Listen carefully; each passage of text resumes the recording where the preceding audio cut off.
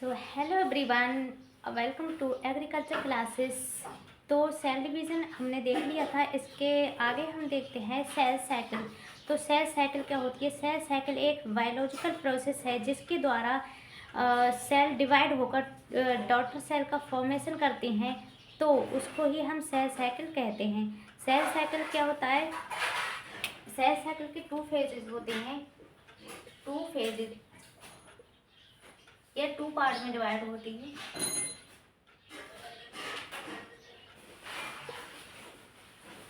Cell cycle two part में divide होती है। नंबर 1 है इंटरफेज।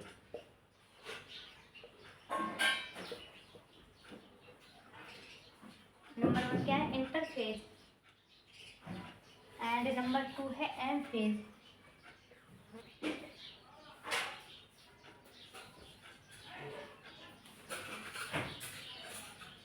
इंटरफेज में हमारे क्या होता है? इंटरफेज में 3 स्टेज होते हैं। G1 स्टेज, उसके बाद आती है S स्टेज, तीसरी है हमारी G2 stage, G2 phase.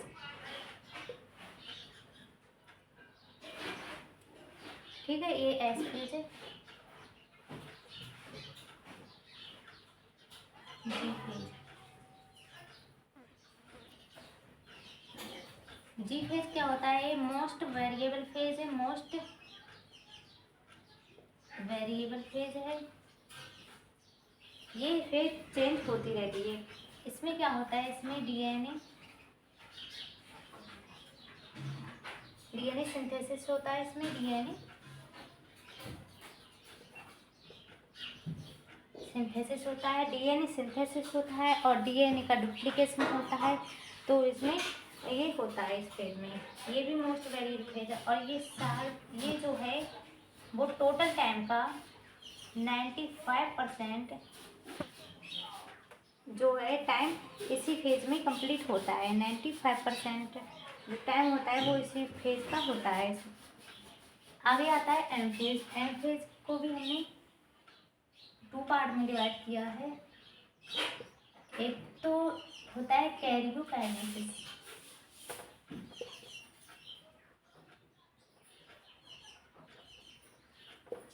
Second है हमारा साइटोकाइनेसिस।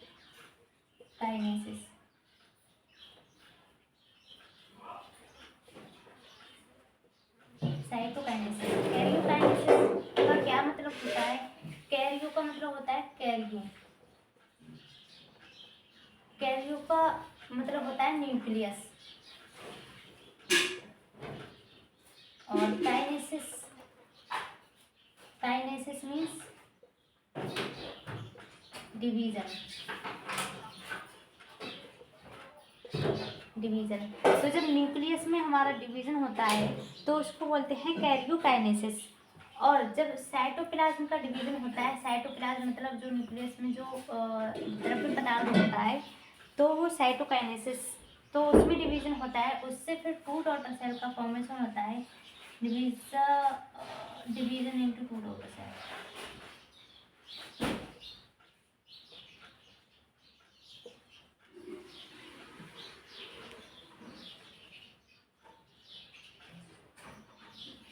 साइटोप्लाज्म में डिवीजन होता है, टू डॉटर सेल का फॉर्मेशन होता है, तो हम उसको बोलते हैं साइटोकाइनेसिस। साइटोप्लाज्म का डिवीजन हो गया। और जब न्यूक्लियस में डिवीजन होता है तो हम उसको बोलते हैं कैरियोकाइनेसिस। तो कैरियोकाइनेसिस में देखिए, कैरियोकाइनेसिस में क्या होता है? इसमें होता है प्रोफेज,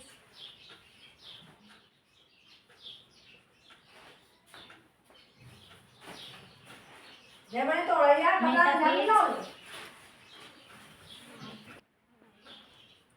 तो इसमें होता है प्रोफेज, मेटाफेज, एनाफेज,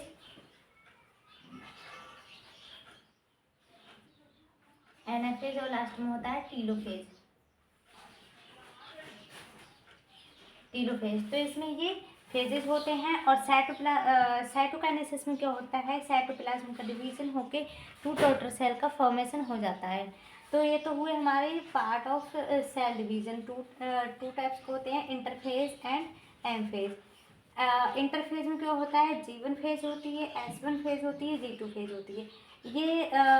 ये जो होती हैं ये मोस्ट वेरिएबल फेजेस होती हैं। ये इनका जो टाइम होता है वो मतलब जो भी इसमें होता है समय वो चेंज होता रहता है, और ये 95% टाइम यहाँ पे लग जाता है टोटल। और इसमें क्या होता है, एम फेज में क्या होता है 5% टाइम ये लेती है। तो यहाँ पे सेल डिवीजन के लिए तैयार हो जाती है, और यहाँ पे सेल डिवाइड होने के लिए जो भी प्रोसेस होती है पूरी प्रोसेस यहाँ पे होती है। यहाँ पे सेल पूरी तरह से तैयार हो जाती है, उसके बाद उसका डिवीजन हो जाता है एम फेज में। तो इसको आगे देखते हैं।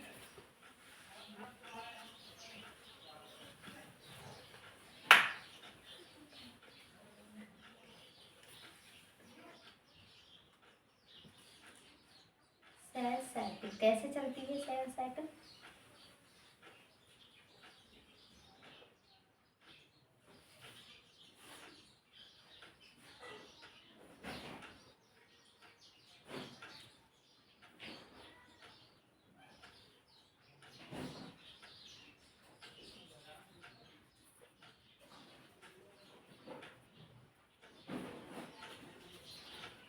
ये हो गई हमारे G1 फेज।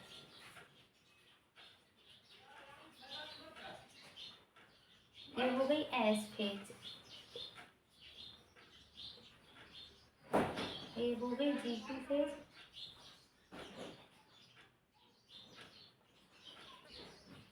G2 phase. और ये हो गई हमारी एम फेज। एम फेज तो जो यहाँ से G1 S एंड ये वाली G1 S एंड G2, इस फेज को क्या बोलते हैं, इंटरफेज। ये पूरी जो है इंटरफेज होगी।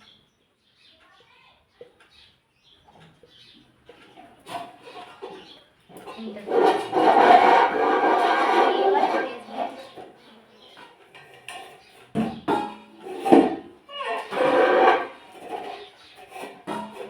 ये होती है एम फेज।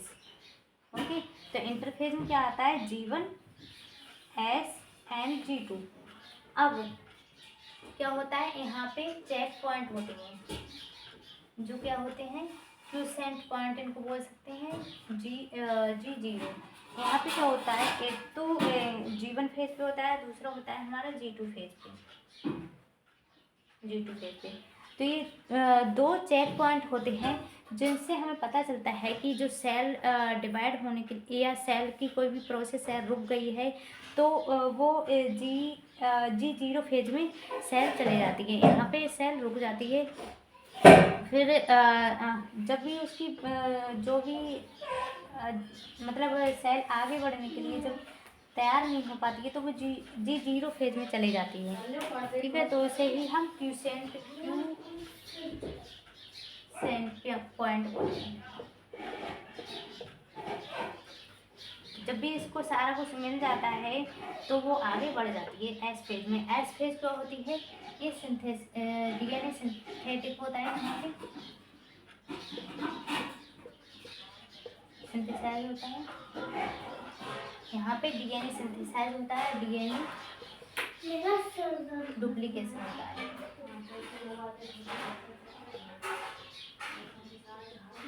यहाँ पे DNA डबल हो जाता है, DNA सिंथेसाइज होता है और DNA का डुप्लीकेशन होता है, मतलब DNA डबल हो जाता है। यहाँ पे फिर आगे पूरी सारी प्रोसेस होती है। जब ये प्रोसेस होती है तो अब एम फेज में सेल डिवाइड होने के लिए पूरी तरह तैयार हो जाती है, और यहाँ पे क्या होता है, प्रोफेज होती है, मेटाफेज होती है, स्टेज एंड एनाफेज होती है, एंड लास्ट में टीलोफेज। तो यहाँ पे सेल का डिवीजन हो जाता है एम फेज में पूरी तरह। तो ये तो होती है हमारी सेल डिवीजन की प्रोसेस। तो सेल डिवीजन हो जाती है, फिर वो टोटल सेल में कन्वर्ट हो जाती है, और फिर ऐसे ही हमारी सेल साइकिल चलती रहती है। ठीक है, तो ये तो हुआ हमारा सेल साइकिल का टॉपिक। Okay, thank you.